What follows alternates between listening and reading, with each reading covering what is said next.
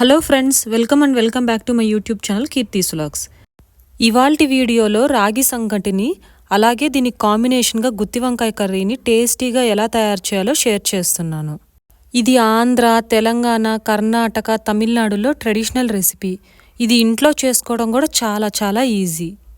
ఈ రాగి సంకటి కరెక్ట్ కన్సిస్టెన్సీలో ఉండలు కట్టకుండా పర్ఫెక్ట్గా రావాలి అంటే కొలతలు ఎలా తీసుకోవాలనే టిప్స్ని ఈ వీడియోలో షేర్ చేస్తున్నాను. వీడియోని ఎక్కడ స్కిప్ చేయకుండా చివరిదాకా చూడండి. ఇంకా లేట్ చేయకుండా ప్రాసెస్ ఎలాగో చూద్దాం. ఫస్ట్ మనం గుత్తి వంకాయ కర్రీని ప్రిపేర్ చేసుకుందాం. బట్ దానికన్నా ముందు రాగి సంకటి కోసం 1 కప్ రైస్ని తీసుకొని శుభ్రంగా కడిగి మునిగే వరకు నీళ్లు పోసి కనీసం అరగంట గంట పాటు నానబెట్టుకోవాలి.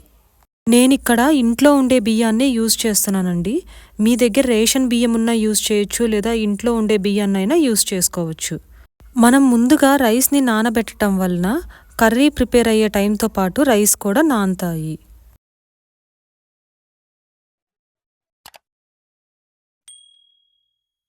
ఇప్పుడు గుత్తి వంకాయ ప్రిపరేషన్ కోసం ఫస్ట్ కడాయిని తీసుకొని అందులో 1 టేబుల్ స్పూన్ ఆయిల్ని యాడ్ చేసుకోవాలి. ఆయిల్ కొద్దిగా వేడయ్యాక ఇందులో ఒక అనాస పువ్వు, ఒక 1/2 టీ స్పూన్ మిరియాలు, 3 యాలకులు, 4-5 లవంగాలు, 1 ఇంచ్ దాల్చిన చెక్క, 1 టీ స్పూన్ జీలకర్ర, ఒక 2-3 ఎండుమిరపకాయలు, 2 టీ స్పూన్ల ధనియాలు, 2 టీ స్పూన్ల నువ్వులు వేసి ఒకసారి మొత్తం చక్కగా కలిసేలాగా కలుపుకోవాలి. ఇప్పుడు ఇందులోనే ఒక 2 టేబుల్ స్పూన్ల గసగసాలు, ఫైనల్గా ఒక బిర్యానీ ఆకు కూడా వేసి మొత్తం ఒకసారి కలుపుకొని చక్కగా ఫ్రై చేసుకోవాలి.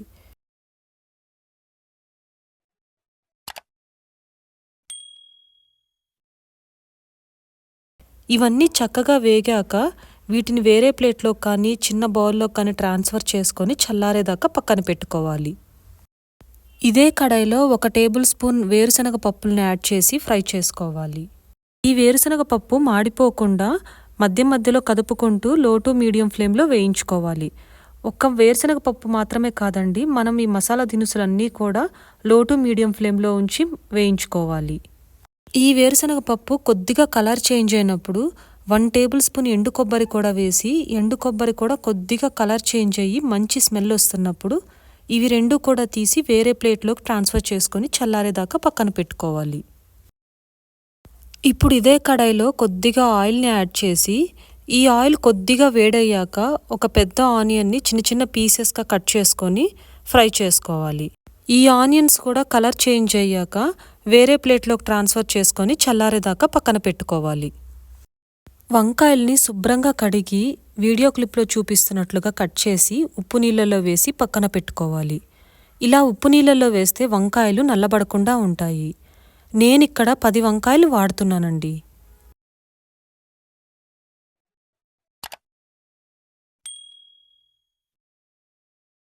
ఇప్పుడు ఈ వంకాయల్ని పక్కన పెట్టి మనం వేయించి పెట్టుకున్న మసాలా దినుసులన్నీ చల్లారేయలేదో చెక్ చేసుకొని ఒక మిక్సీ జార్లో యాడ్ చేసి రుచికి తగినంత ఉప్పు, ఒక 1/2 టీ స్పూన్ పసుపును కూడా యాడ్ చేసి మెత్తగా మిక్సీ పట్టుకోవాలి.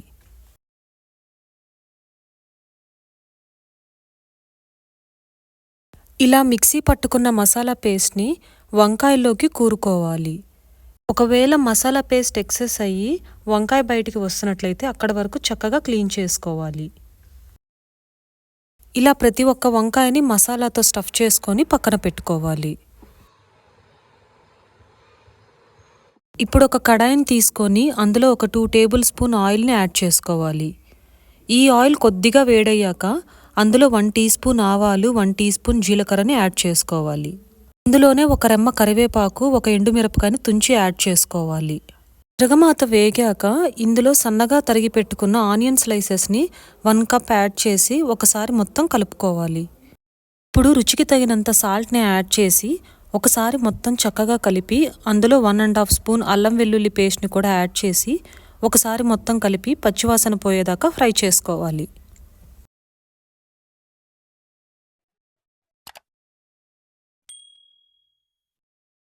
అల్లం వెల్లుల్లి పేస్ట్ వేగి ఆయిల్ ఇలా బయటికి వస్తున్నప్పుడు ఈ స్టేజ్లో మనం స్టఫ్ చేసి పెట్టుకున్న వంకాయల్ని 1 బై 1 యాడ్ చేసి మూత పెట్టి చక్కగా మగ్గనివ్వాలి. ఈ ప్రాసెస్ అంతా లో ఫ్లేమ్లో ఉంచి మగ్గనిచ్చుకోవాలి. మధ్య మధ్యలో మూత తీసి వంకాయలన్నిటినీ వేరే వైపుకు టర్న్ చేసుకొని మళ్ళీ లిడ్తో కవర్ చేసుకోవాలి. గుత్తి వంకాయ కర్రీకి ఆయిల్ కొంచెం ఎక్కువగానే పడుతుందండి, లేదంటే వంకాయలు మాడిపోతాయి. ఇలా ఒక 5 నిమిషాల పాటు మధ్య మధ్యలో కలుపుకుంటూ వంకాయల్ని మగ్గించుకుంటూ ఉండాలి. ఒక 5 నిమిషాల తర్వాత 1 స్పూన్ కారం అలాగే మిగిలిన మసాలా పేస్ట్ని కూడా యాడ్ చేసి ఒకసారి మొత్తం చక్కగా కలుపుకోవాలి. ఈ స్టేజ్లో మనం వాటర్ని యాడ్ చేసుకోవాలి.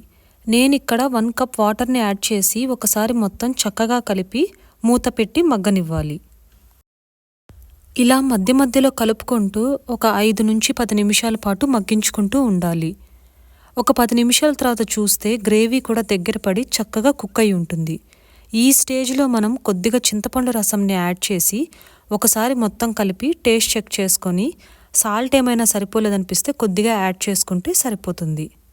ఫైనల్గా మూత పెట్టి ఇంకో 2 నిమిషాల పాటు మగ్గనించి చివరగా కొత్తిమీరతో గార్నిష్ చేసుకుంటే మన గుత్తి వంకాయ కర్రీ రెడీ. ఇప్పుడు రాగి సంకటి కోసం స్టవ్ మీద ఒక గిన్నె పెట్టుకొని మనం తీసుకున్న రైస్ని ఏ కప్తో అయితే కొలుచుకున్నామో అదే కప్తో 10 కప్స్ వాటర్ని తీసుకోవాలి. ఈ వాటర్లో రుచికి తగినంత సాల్ట్ని యాడ్ చేసుకోవాలి.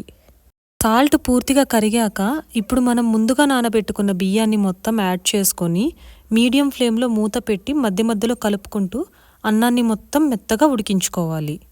మనం నానబెట్టుకున్న రైస్ని తీసుకుంటున్నాం కాబట్టి 10 నిమిషాలకే అన్నం మొత్తం మెత్తగా ఉడికిపోతుంది. రైస్ మొత్తం స్మూత్గా ఉడికిపోయాక మంటని లో ఫ్లేమ్లోకి టర్న్ చేసుకొని మనం ఏ కప్తో అయితే రైస్ తీసుకున్నామో అదే కప్తో 2 కప్స్ రాగి పిండిని కూడా తీసుకోవాలి.